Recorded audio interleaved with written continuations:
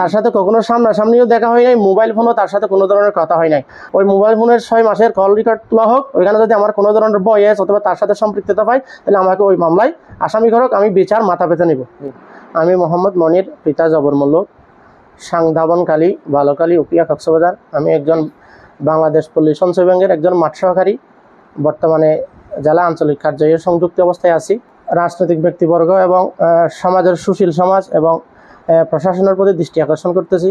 গত 19 তারিখ রাত 3টা বাজে চৌধুরীর জ্ঞান নামক স্থান থেকে বালকালী বিওপি দল কাদরি হোসেন নামক একজন লোককে আটক করে তার কাছ থেকে 1,40,000 পিস ইয়াবা উদ্ধার হয়। ওই মামলাতে আমাকে উদ্দেশ্য প্রণোদিতভাবে এবং সমাজের কিছু কুচক্রী মহল এই পারিবারিক রেশ ধরে আমাকে ওই মামলার পলাতক আসামি করতে প্রশাসনকে ভুল বোঝায়।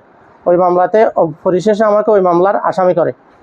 কিন্তু ওই সময় রাত 3টার সময় আমি ছিলাম ঢাকা থেকে বিমানযোগে আসার সময় আমার বিমানের টিকিট এবং আমার ওই ছোটো ভাইয়ের একটা মামলার বিষয়ে গেছিলাম যে আনুষঙ্গিক ডকুমেন্টসপত্র আমি সাংবাদিক ভাইদেরকে দিয়েছি। আমার বিমানের টিকিটটা আমার জ্ঞাতা আছে, আমি আপনাদের সামনে উপস্থাপন করতেছি।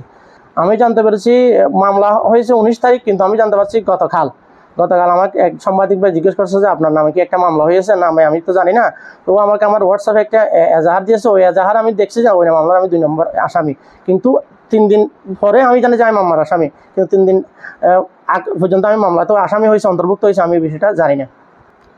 ধৃত আসামির সাথে আমি বিগত 6 মাস যাবৎ তার সাথে কখনো সামনাসামনিও দেখা হয় নাই, মোবাইল ফোনও তার সাথে কোনো ধরনের কথা হয় নাই।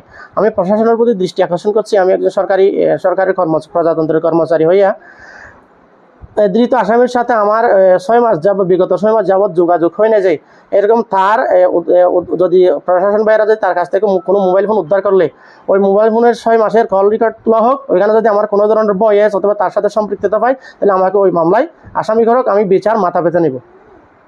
আমি মাদকের সাথে কোনো সম্পৃক্ততা নাই, কিন্তু আমাকে বিগত একটা মামলাতে পলাতক আসামি করা হয়েছিল। মহামান্য আদালত ওই মামলা থেকে আমাকে অব্যাহতি দিয়েছে।